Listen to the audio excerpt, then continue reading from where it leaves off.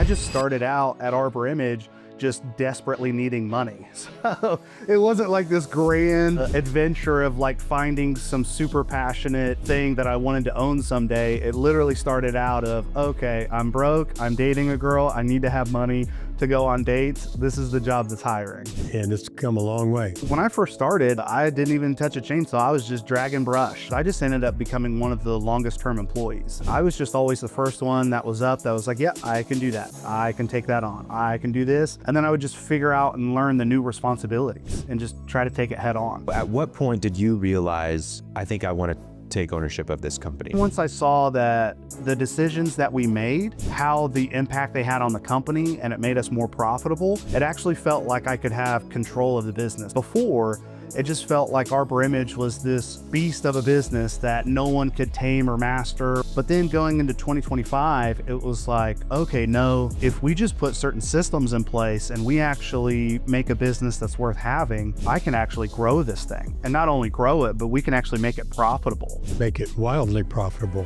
Expert advice, practical tips, real life stories. Martin, I got two things I wanted to tell you. One in relation to our topic today, one not. I don't know if you can see, for the listeners on YouTube and Spotify, I've got two dots right here and then a dot right here on my face. I can't see that. No. I'll get closer to the camera for you. You're getting it's getting better already. Wow. No. I ran into a glass wall. I'll have our producer put the glass wall up. But I was in a conference room and there was a glass wall between the conference room and the lobby.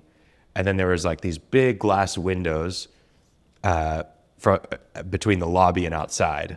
And I saw the person I was meeting with outside. And so they would have had to walk. Huh? They would have to walk all the way to the main entrance of the building, but I could just open that door right outside the lobby of this side of the building and let them in. So I'm in the conference room. And so I'm like, oh, let me go open the door. And I go about 10 steps pretty quick and just smashed my face on the glass. And nobody saw it though. Nobody saw it. I was solo in the conference room. I lost my bearings for about 5 seconds. I didn't know what was going on. And then I realized what happened, and I just couldn't believe my hands were in my face. And I looked down, there was just blood everywhere. Oh my gosh. I looked like a prize fighter or something like that. It was nuts. Now, I believe you because of our long history, but how do you explain 3 dots, 2 inches apart, on the side of your nose and your forehead with a flat glass door? Well, the way God made me, my left eyebrow tends to stick out, I guess, a little bit further than my right. And then there's a bone that is flat on my nose, and it hit straight on, and I guess the bone popped out on both sides of it. Oh. It was a mess, man. But anyways, I thought I'd share that just in case there were questions about, I don't know if you guys can see it or not. It's very apparent to me. It's not apparent. No. Yeah. But I've talked about trees on my property with you many moons ago, about maybe 100 episodes ago at this point. I don't know.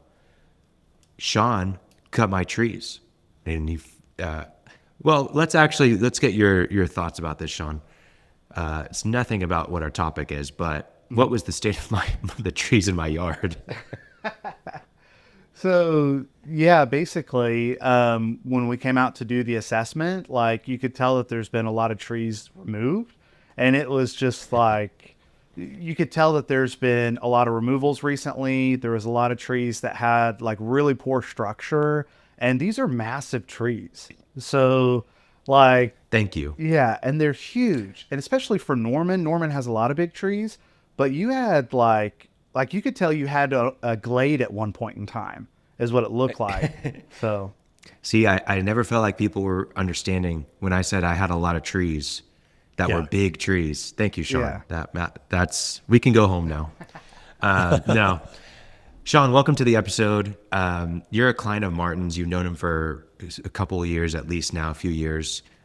You're my arborist with Arbor Image, and we're excited to talk to you today because you are the new owner of the Arbor Image, and you started as an employee. So we just want to walk through that entire story of turning your experience into ownership.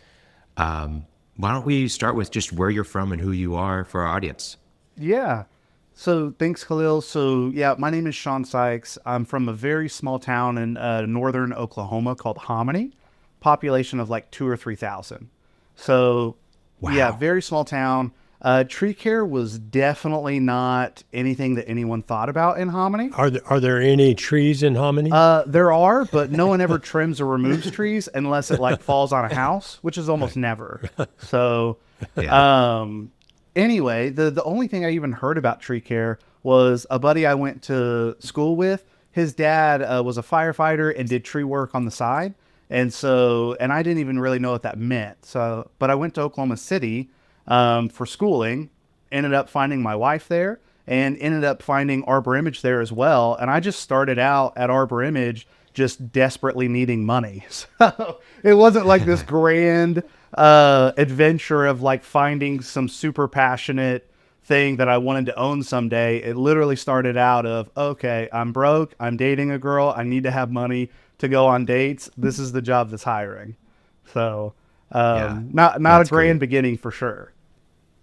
And what was your role starting out? Yeah, so when I first started, I didn't even touch a chainsaw. I was just dragging brush. So the guys who were the real deal arborists were cutting up the trees, and my first day was a job down in Norman. We're moving multiple trees, and so literally when the limbs fall on the ground, I would grab them up in bundles and drag them up to the chip truck and then chip them, and then just helping lay mats out for equipment and stuff like that. Labor. And how many years ago was that?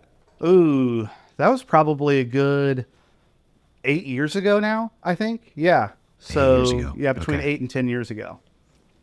And Shaun, I wanted to get it in. How old are you now? I'm 29. So this was a college Okay. job that I started out in. Right. Yeah. Right. And it's Love it. come a long way. Go ahead, Khalil. Okay, so you start out just as a laborer. I'm assuming you graduate to more of an arborist that's doing some of the cutting. Yeah, definitely. So as I was staying at Arbor Image, like I just picked up more and more skills, like learning how to use a chainsaw. First, it was a chainsaw on the ground, learning how to prune and using some of the pruning tools that we had. And it was probably a good year or two in before I started actually doing some of the aerial trimming, which is a lot more of the advanced stuff that we're using. And we had spider lifts at the time. So these big lifts that you're in a basket and it booms you up into the tree that you can trim with.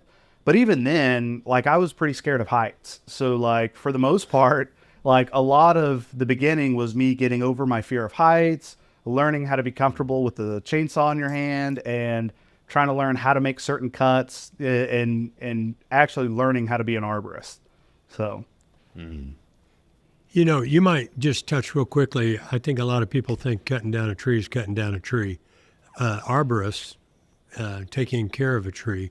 Can you explain? It's not quite that. Pruning is not just cut off some limbs. It's cut off the right limbs. Correct? yeah, correct. It's a little bit more than just, and you get certified and tested and all that. Can you talk about that a little? Yeah, so the vision and heart behind Arbor Image at its inception is a tree health company.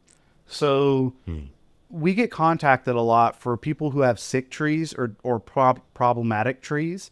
And our goal at the end of the day is to preserve those. And so we don't have, as a company, like removal's not the first thing we jump to. And in order to keep a tree healthy, there's a lot of ways that you need to prune it and take care of it. Like making sure structurally that you don't have codominant stems growing in the same place, that weak attachment points, when you recognize those, you can subordinate different limbs to help with attachment points on trees. Where you cut the trees on the trunk can really dictate whether you introduce decay or whether they can heal up properly. There's a lot of science and biology behind like going back to proper laterals and stems versus just cutting in the middle of the stem, doing a 3-cut process instead of just coming over the top and cutting. There's a lot of tree guys, you'll notice whether they actually were trained in the field or whether they just picked up a saw, because you'll see on a lot of their pruning cuts, especially on limbs and trunks, that there's massive peeling bark at the end of each cut. Or they will cut too close and do a flat cut against the trunk. That'll introduce decay and it won't heal up properly. Or if they take a massive limb They won't leave like a 6-inch stub, so like when you have like a 10-inch diameter or larger cut, you want to leave a good 6 inches or more of a stub, because that'll introduce decay no matter what. And leaving that stub will help a tree heal over.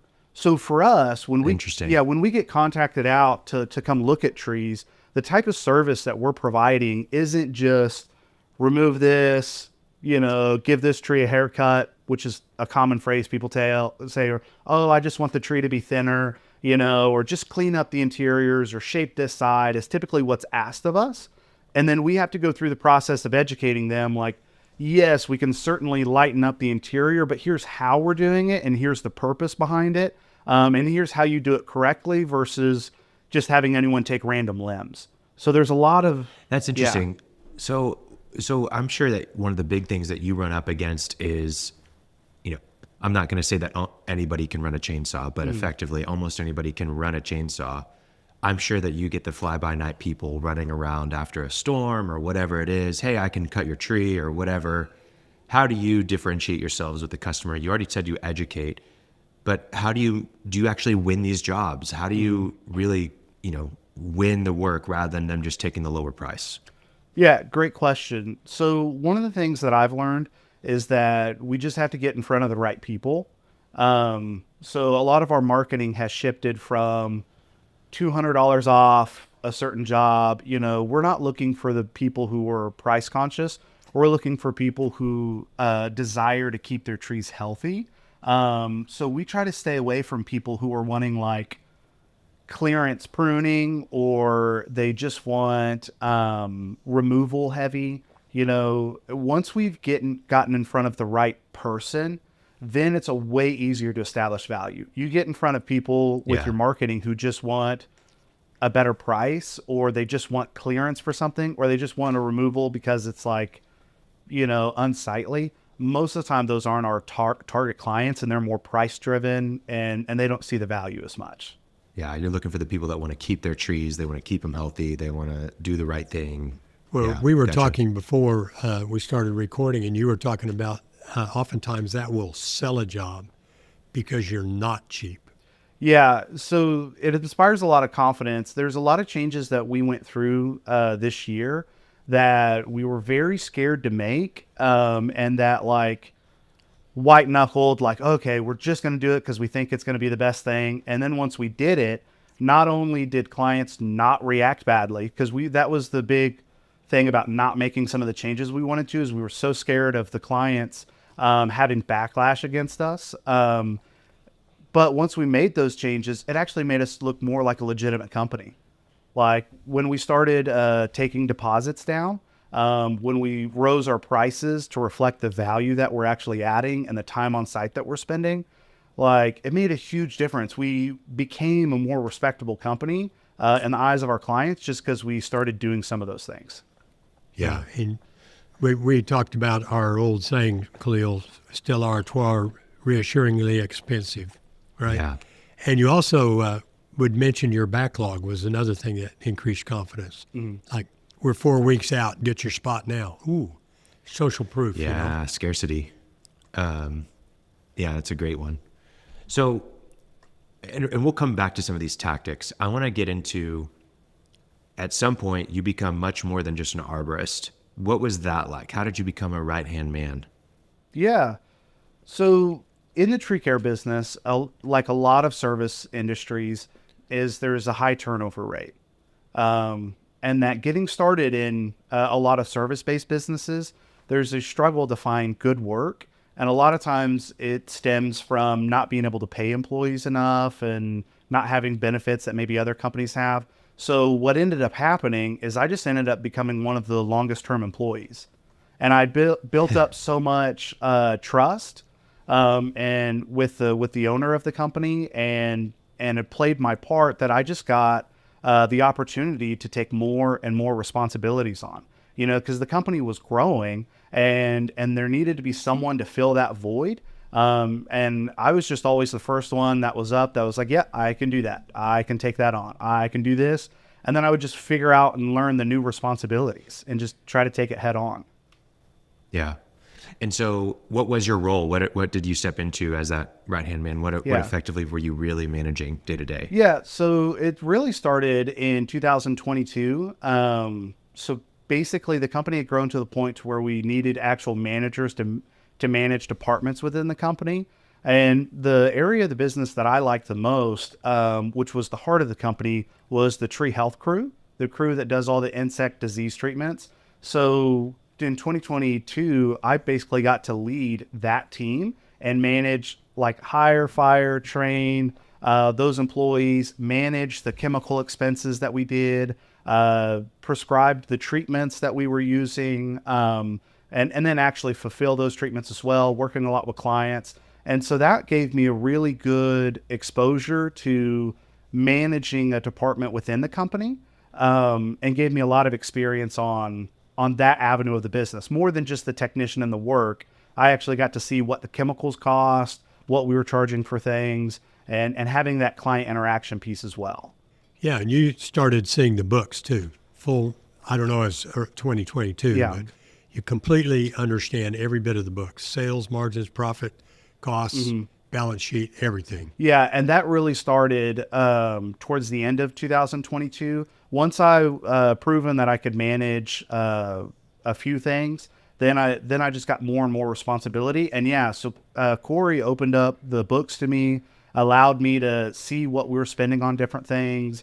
And really, like, I want to give him tons of kudos. Like, I never would have had this opportunity if it wasn't for him allowing me to take on more responsibility. But seeing those things, when Corey would talk about a problem that we would have, and then being able to see the data behind it, that like really shifted my perspective from just an employee to wanting the company to win, you know? Yeah. Corey was the owner, just to clarify, before. Yeah. Okay. And founder of Arbor Image, correct? Correct. Yes. Yeah. Yeah. And you got to be through, there was an acquisition as well that Corey had with another tree company. So you got to live through that a little bit as well, right? Yeah, that was incredible to see. Yeah, we had a merger with Zion Tree Care in 2022. Shortly after I started taking on more responsibility, we went through a merger. So that was, crazy thing to learn from in and of itself. Yeah, yeah. Okay. Very cool. So at what point did you realize, I think I want to take ownership of this company? And when did that become an option? When was that on the table? Mm-hmm.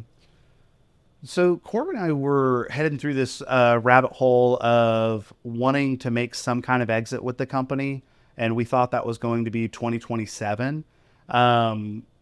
But where it really started becoming real for me, and then where I really wanted to be the one who took over, was really in the beginning of 2025. So this year.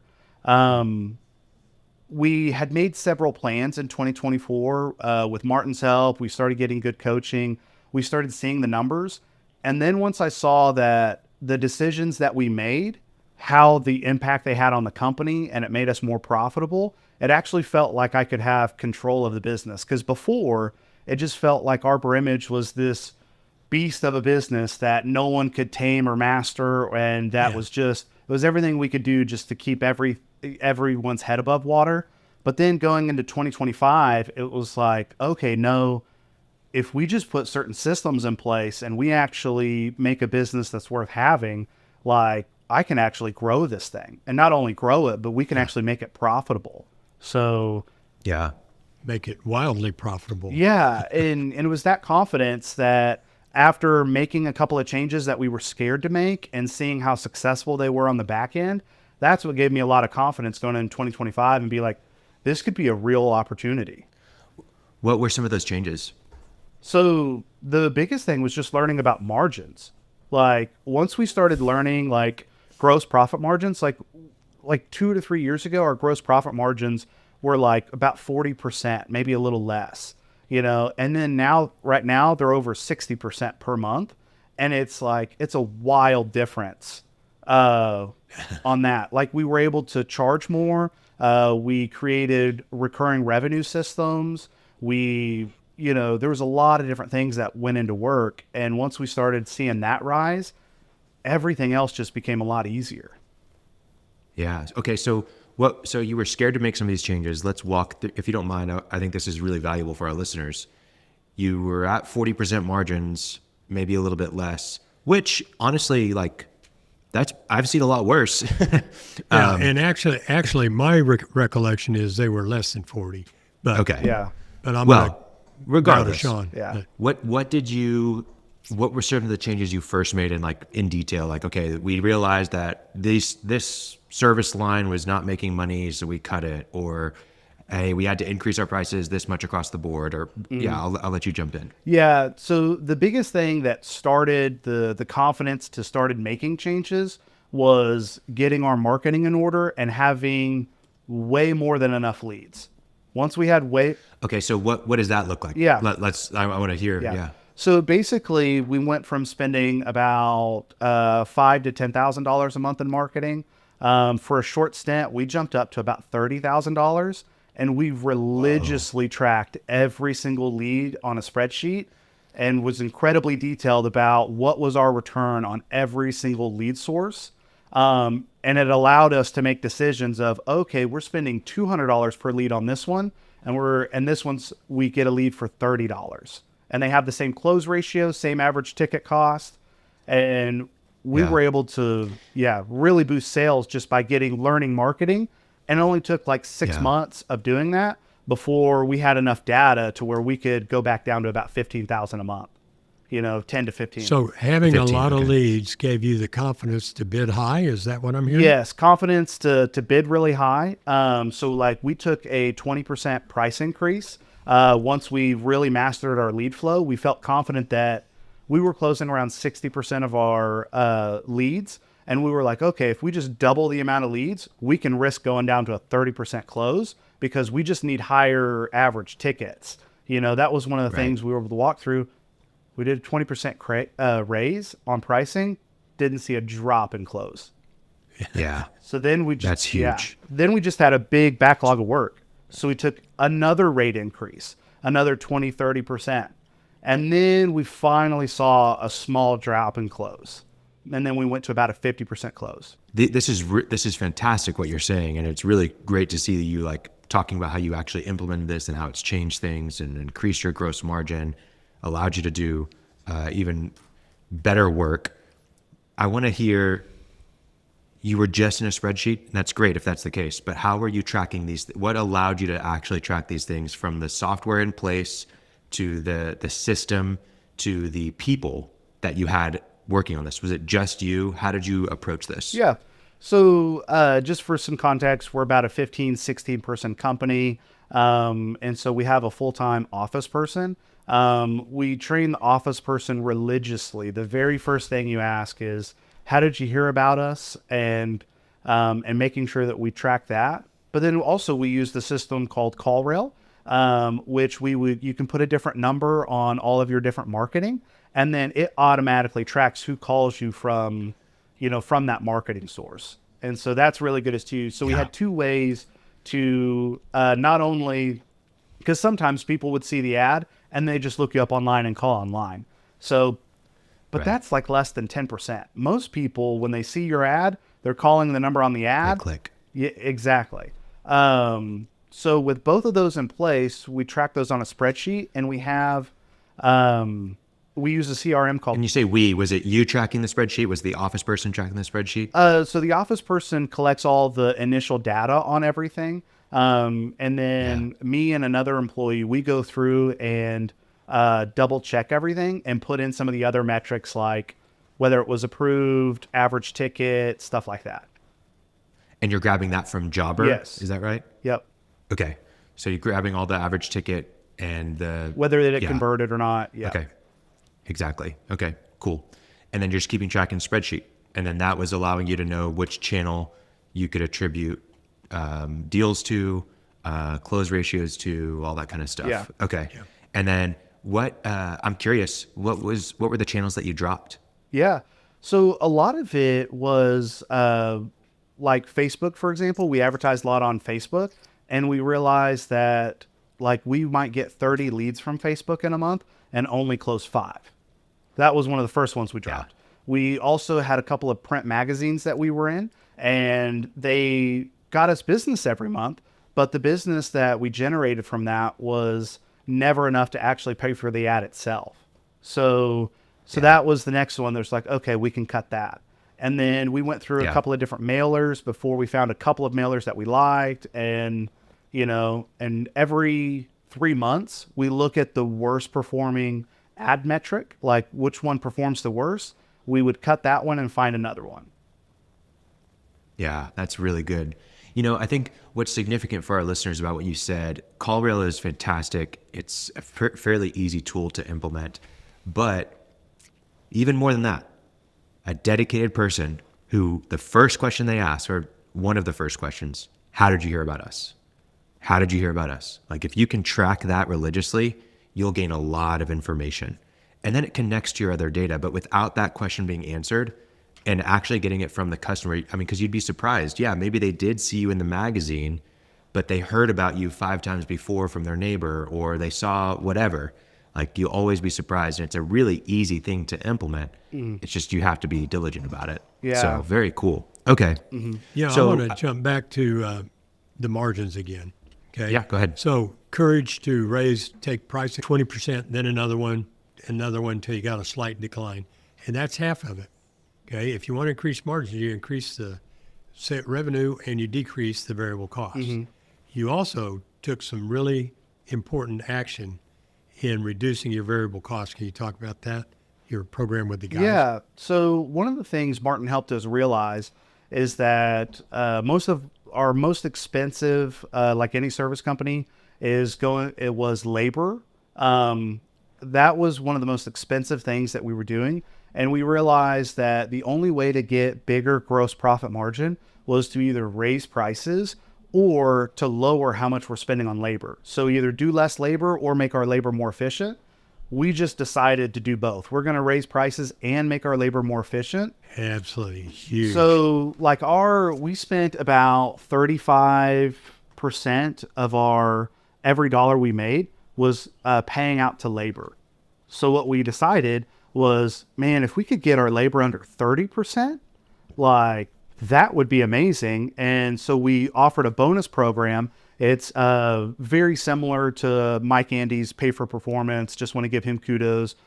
Basically used a lot of his system that we implemented.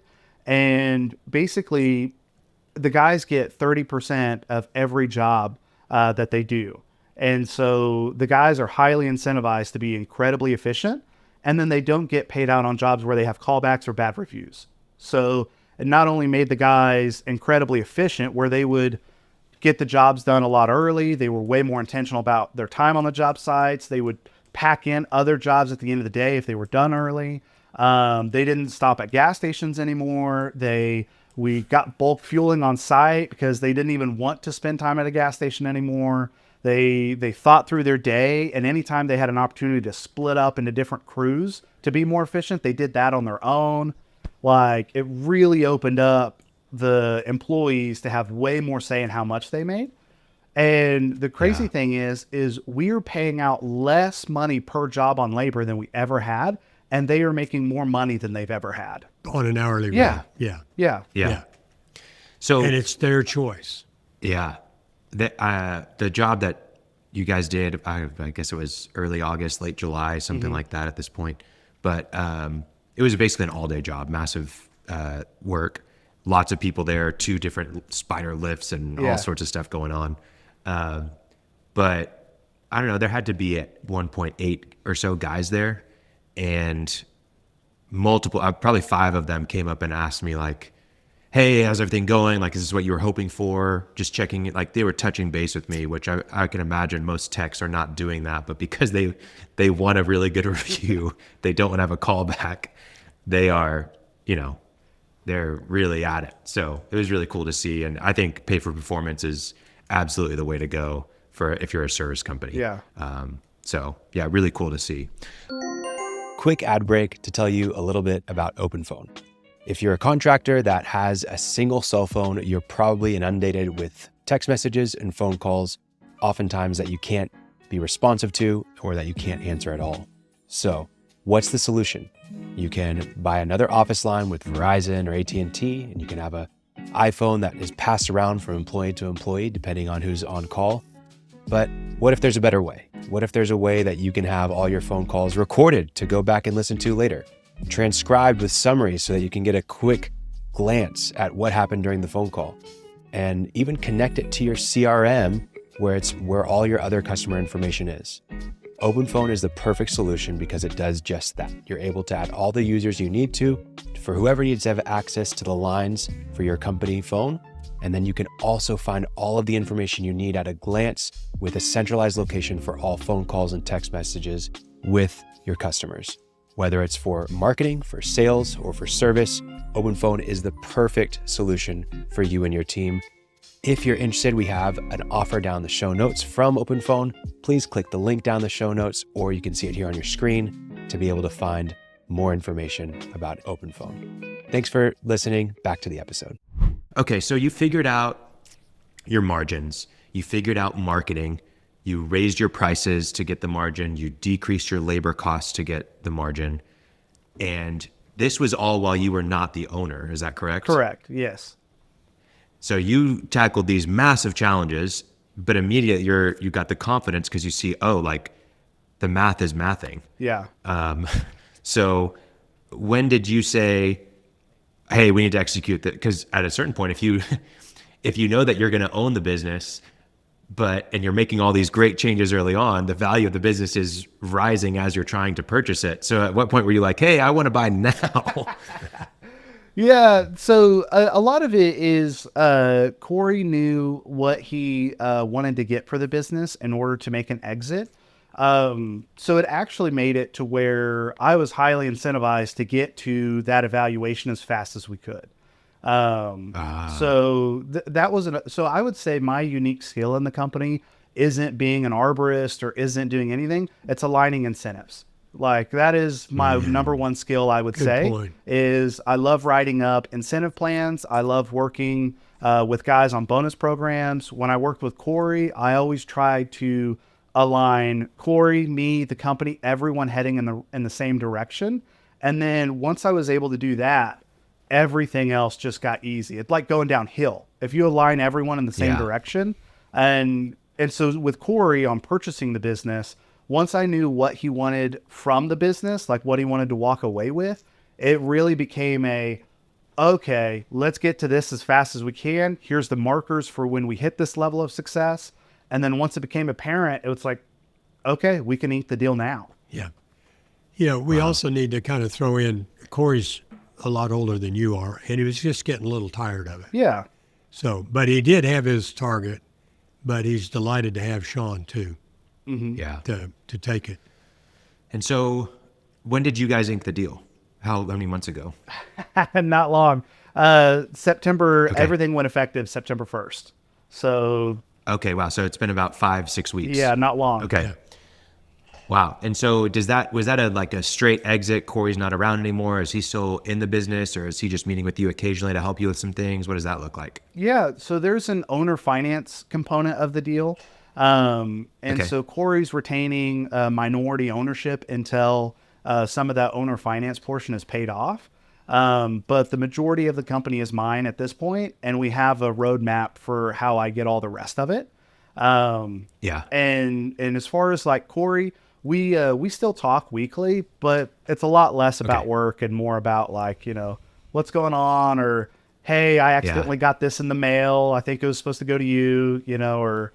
So he's completely exited. He's not staying on as an advisor. No, he's completely out. So we've been, since 2022, we've been transitioning Corey out of the business, one avenue at a time. And then the biggest thing that Corey did was sales. We fully transitioned him out of sales in the beginning of 2025. Yeah, wonderful. It's jumping around. I want to get back to the finance stuff and how you increase the profitability. It's all amazing. But in passing, we have to say that you had an attorney in this deal and Corey did. Yep. They know each other. They love each other. But if you're going to do this kind of stuff, you need an attorney, right, that wrote up the deal and created the structure, and you have documents. You both have documents. Yeah.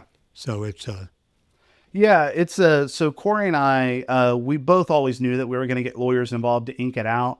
We did initial conversations, and then we actually sat down at his kitchen table, and actually hammered out like the amount, what we wanted the deal to look like, and we got through a lot of the hard questions right there in that meeting, like if this happens, what do we do this, and it almost felt like signing a prenup with your boss. So weird, but but once we had the deal on paper between us, then we took that to our lawyers and was like, here's the deal that we wanted. Here's the deal we agree on, just make it legalese. All right. So you're 5 weeks in, 6 weeks in, is everything aligning how you want it to so far? Like you're on the right roadmap, or anything that you noticed as soon as you inked the deal, like, oh crap. Yeah.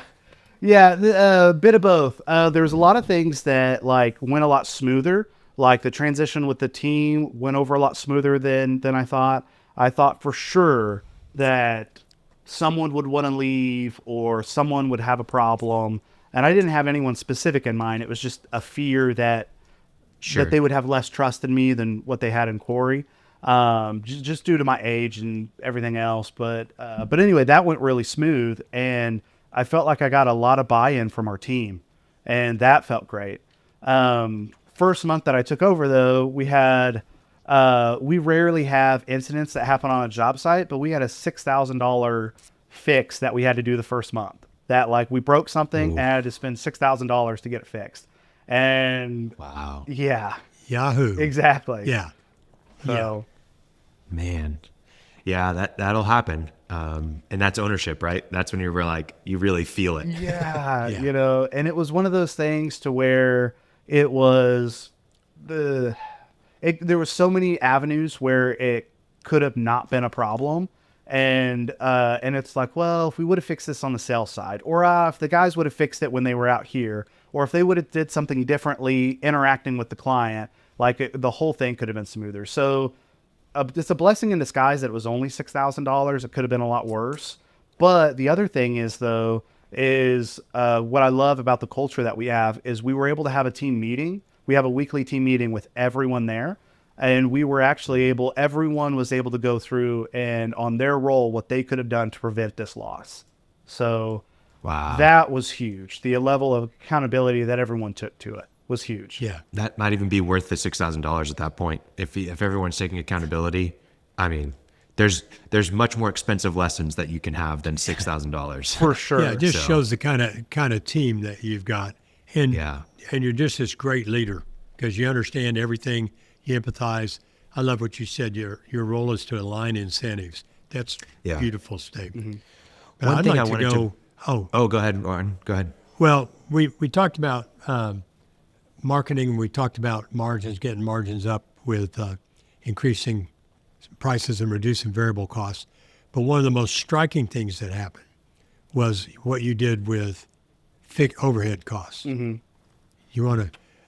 I've used that maybe even in a couple of talks here that we were trying to get overhead down, get it down, and it just never got down enough that we could make serious money. And then you walked in after you'd agreed to buy the company with a list of overhead cuts, and I'll let you say how much it was. Yeah. So just the precursor to that, we were making all these changes to the company. And in wintertime, which is the worst part of the year, we were actually very profitable. We stepped into the most profitable part of the year and we lost major money 2 months in a row.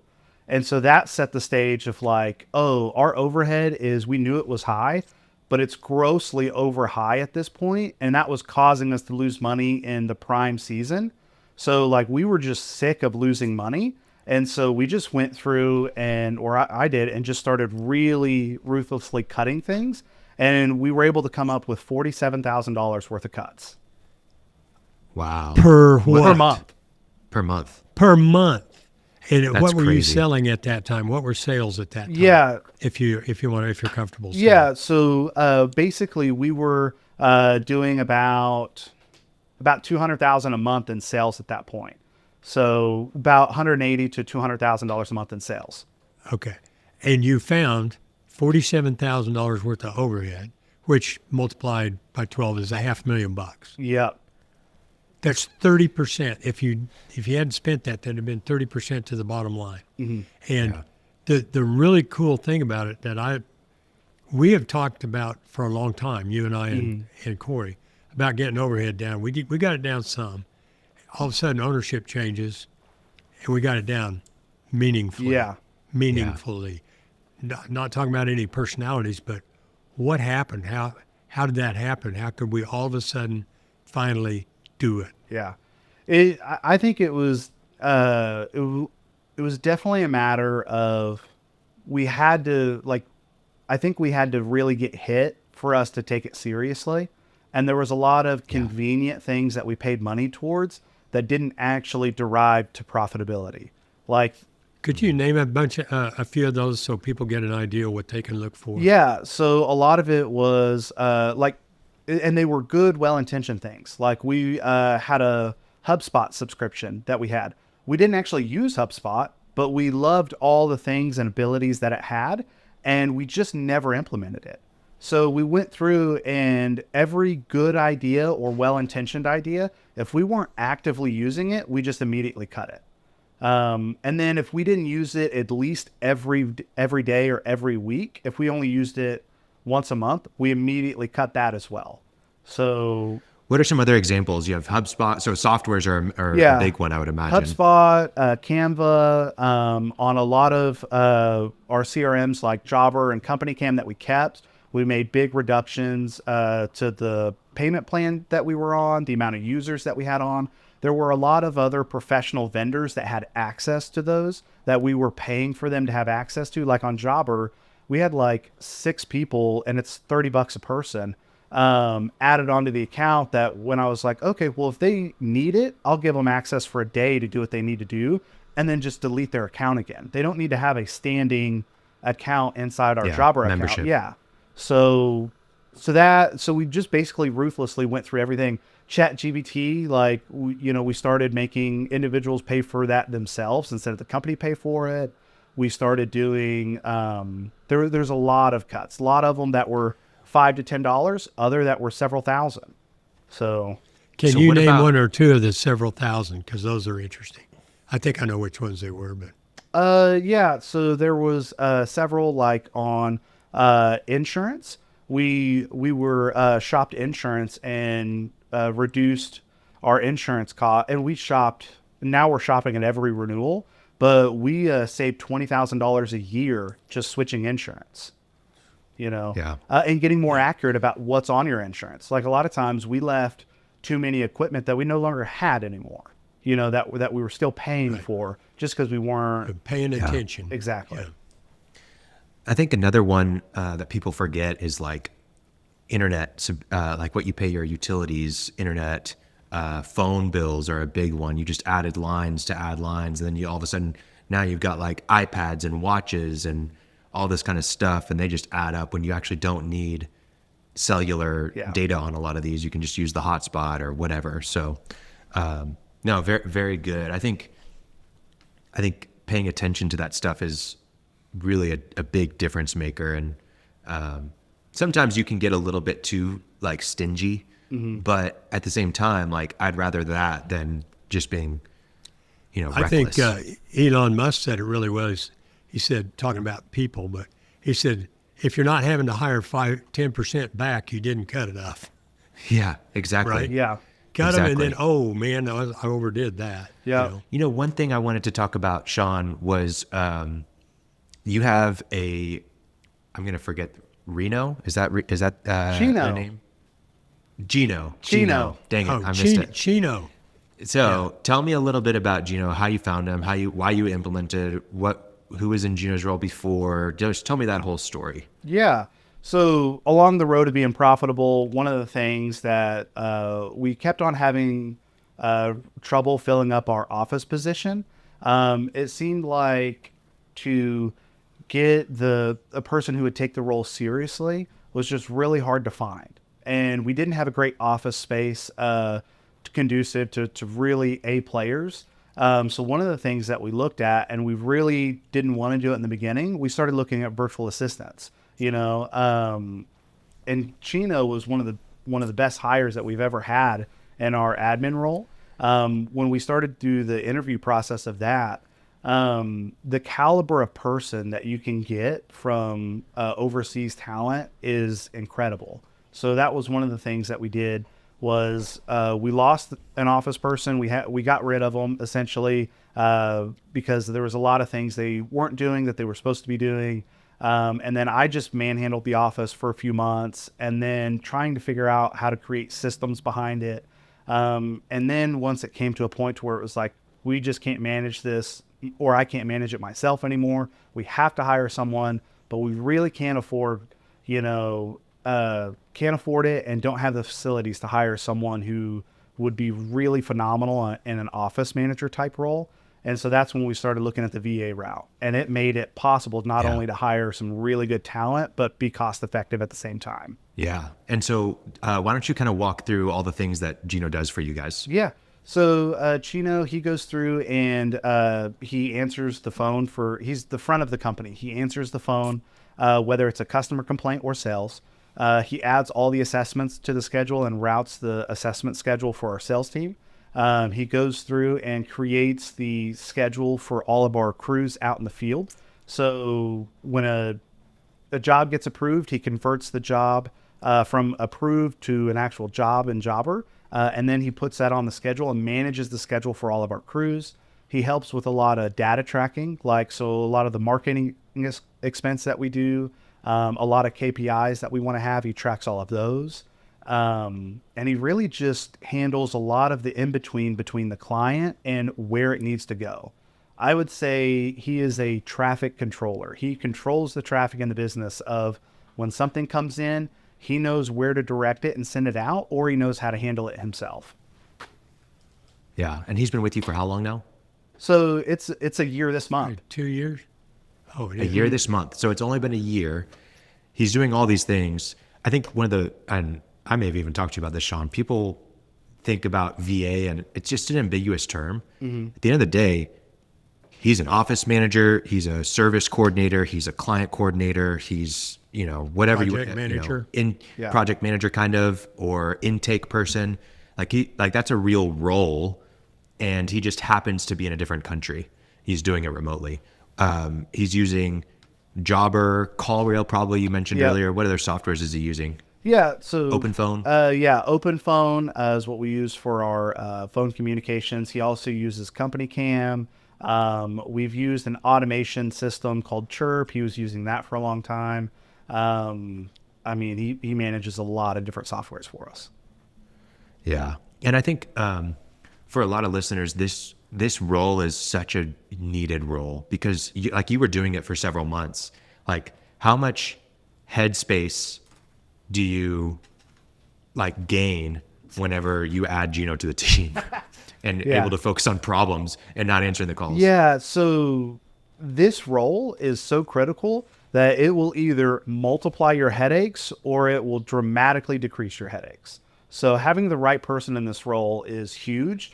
It's one of those things to where I would be getting 10 to 15 calls a day before Chino.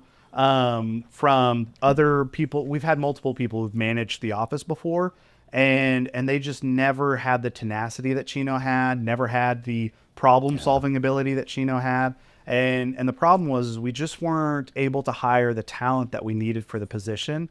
But with Chino, he's tenacious, and he's really a sweet guy, and he's funny, and he's, a lot of people are nervous about hiring overseas talent, I think, because they're scared of a cultural difference, or they're worried that clients will be upset. And it's our clients love Chino. He just makes their life easier, and he makes our life easier. So it's a huge win-win. Yeah. No, I remember working with you, Shaun. You came out, you did an assessment of the yard, you talked to my wife, and then I got there late. You walked through the whole thing again with me. And then I get a call maybe 2 hours after you left from Gino, walking me through a complete, this is a massive job. That's probably why it took 2 hours.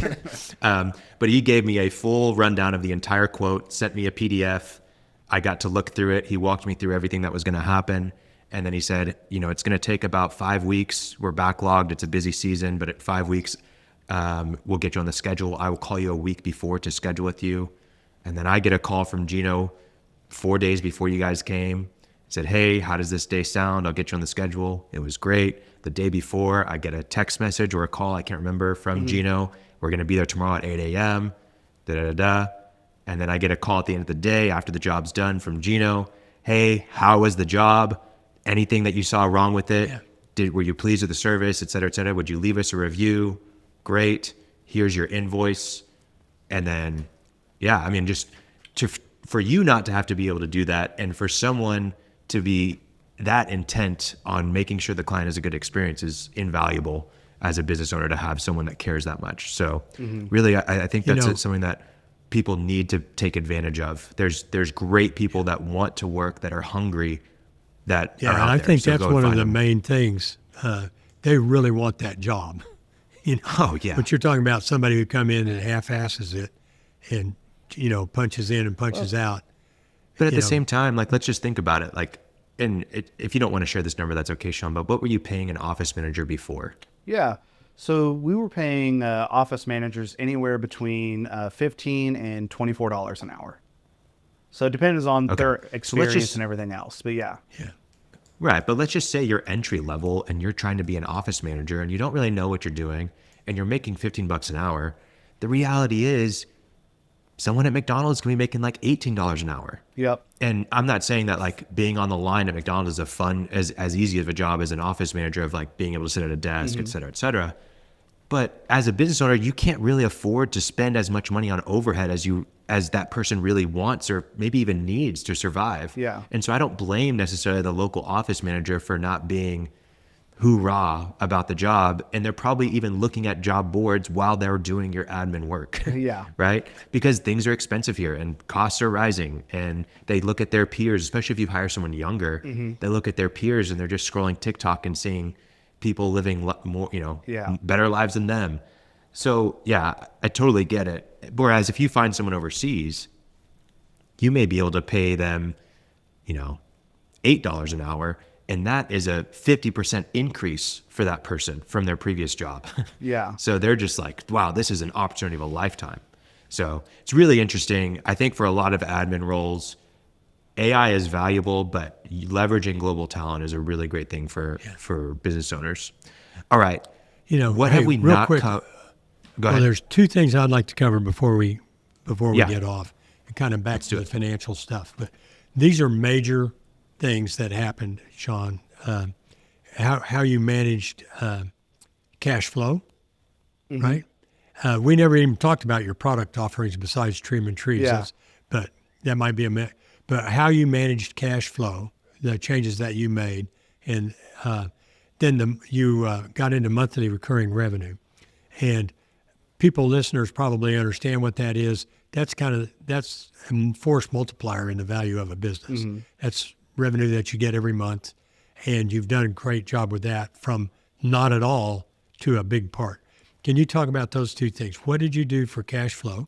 In other words, deposits and your receivables, and then MRR, monthly recurring revenue. So to tackle the first one, the cash flow, the biggest thing that we did was, it started when we took deposits. So we got money up front from the deposit. And then what that also allowed us to do was to require a payment method saved on file.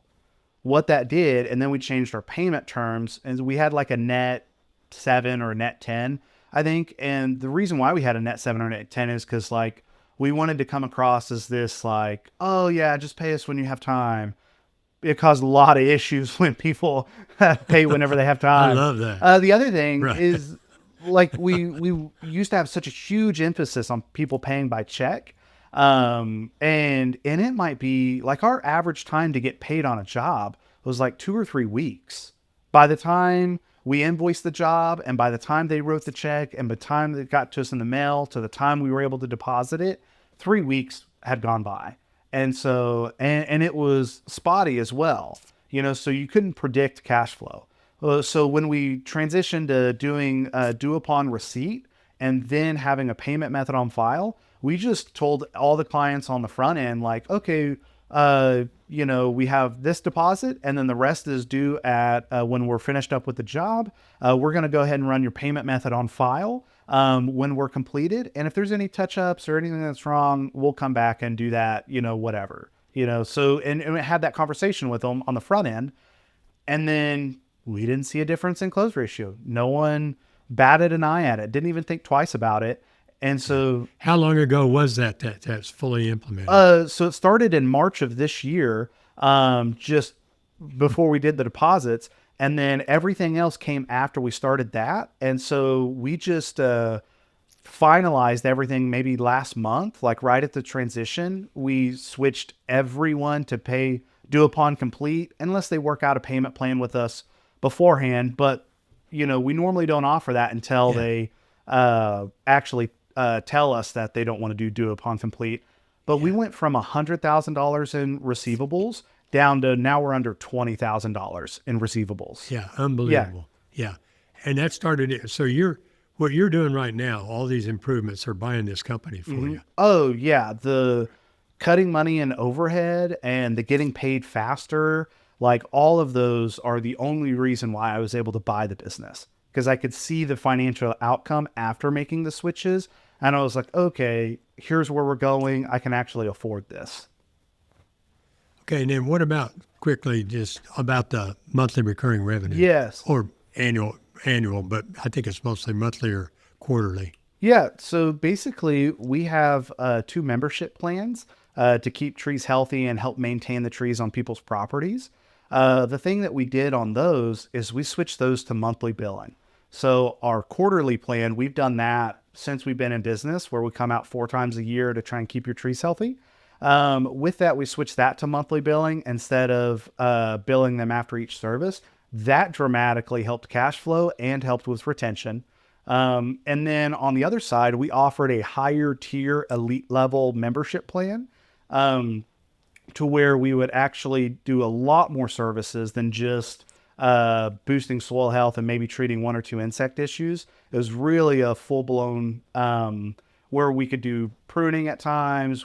Any kind of insect or disease issue we would treat. We would have warranties on any tree that was on a program. So we had all of those baked in, but that was on a membership as well. And they were a much higher tier. So every month on the 1st, those get charged. So doing that, we know on the 1st of the month how much money we're going to have hit the bank account. So that was huge too. And I remember this all happened so fast, but I remember trying to figure out how to do that. Yeah. Yeah. I mean, that'd be a couple of years ago, but the fixinate or anyway, what to do up front. Yeah. And not do all this work up front and then they quit and don't pay in. Yeah. Anyway, you figured it out. And I don't know, we're getting towards an hour here, but one thing I'm sitting here listening to you and to what Cleo has to say, and I'm a contractor and go, I want to do what Shaun did. I want to do that.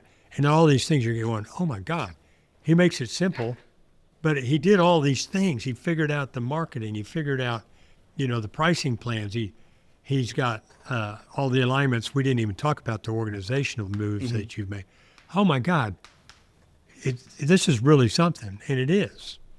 So I want to say or ask, if you're recommending, because you're talking to people who want to do what you're doing right now, what's one thing that would you recommend they paid attention to and fixed or improved first?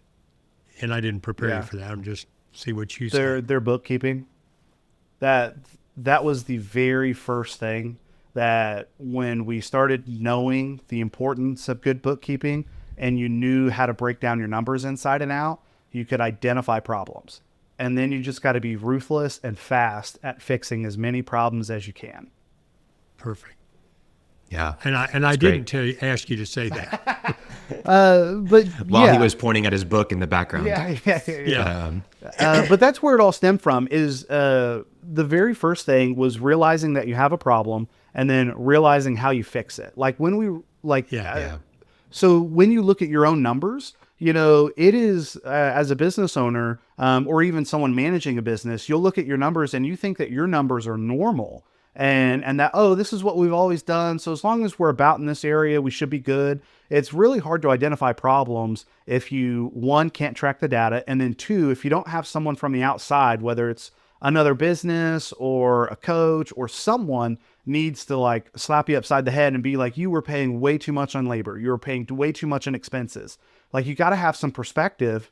And then once you know that you're in the wrong, then you can actually have a game plan on how to fix it, and then just not be scared to make the changes. A lot of times with Arbor Image, we were way too scared about the backlash that we might get from clients, or the fear of not having enough jobs in order to make certain changes. And nearly every change that we made, clients either didn't bat an eye, or the thing we were scared to doing that we thought was going to scare off customers ended up getting us more customers because we came across as more professional. Yeah. Yeah. It's amazing.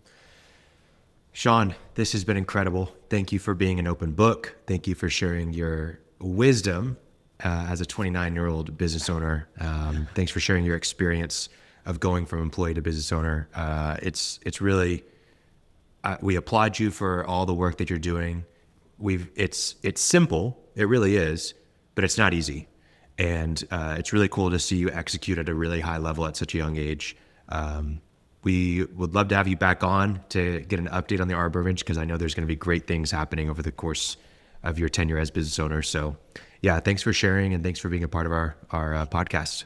Thank you so much. I really appreciate you guys. Thanks, okay, Shaun. have a good one. You made it to the end of the episode, but before you go, if you found yourself thinking about growing your construction business while listening today, I want to share something with you. It's called our 24 Things to Hiring and Training the Perfect Executive Assistant for your construction business.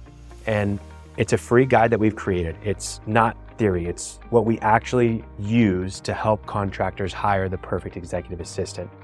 And really, we help you find ways to delegate over 50% of your current workload and get back 20 hours of your time every single week. You didn't start your construction business to just be doing admin work, to be buried in paperwork and endless admin tasks. This is the guide that shows you exactly how to find and train someone who can actually take all that weight off of your shoulders. So this is a real actionable, great PDF that has templates and processes. It's really, really great. And I want you to check it out, even just to get your feedback and how we can make it even more valuable. But I know that you're gonna love it. The link is in the show notes. Please download it. We'd love to see how much of an impact it makes on you and your business. Thanks for listening to the full episode. Check out the guide. It's free. No reason to hesitate. No reason to wait. Download it now. And before you go, I just want to ask for your gracious subscription to our podcast. So if you have 2 seconds, it means the world to us. Just subscribe on YouTube, Spotify, Apple, or if you'd like our weekly newsletter delivered to your inbox whenever we release an episode, please subscribe in the show notes. Every week, we're talking about real strategies on how you can grow and build a profitable construction business that runs without you, so you can have less stress, more time, and more money. Click subscribe wherever you listen to the show, and thank you again for checking out The Cashflow Contractor. See you on the next episode.